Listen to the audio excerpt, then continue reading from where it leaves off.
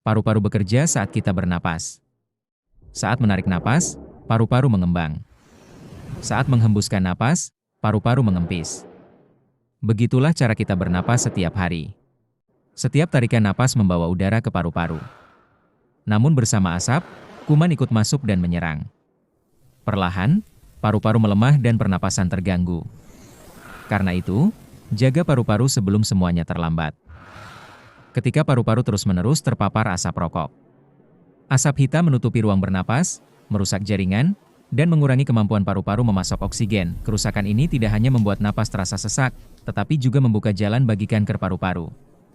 Sel-sel sehat berubah menjadi sel ganas yang mengancam kehidupan. Virus menempel pada sel sehat lalu masuk dan melepaskan genetiknya untuk mengambil alih fungsi sel. Sel tersebut kemudian dipaksa memproduksi banyak virus baru hingga rusak atau pecah, lalu virus menyebar menginfeksi sel lain. Dengan adanya pertumbuhan sel abnormal yang membentuk massa atau tumor di salah satu bagian paru.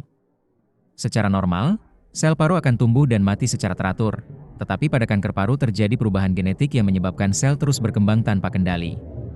Akibatnya terbentuk kumpulan sel padat yang terlihat seperti benjolan bercahaya pada gambar, yang menekan jaringan paru di sekitarnya dan mengganggu fungsi pertukaran oksigen. Paru-paru sehat tampak cerah dengan fungsi pertukaran udara yang baik, sedangkan paru-paru rusak terlihat gelap, tidak merata, dan terganggu akibat penumpukan zat berbahaya, jaringan parut, serta pertumbuhan sel abnormal.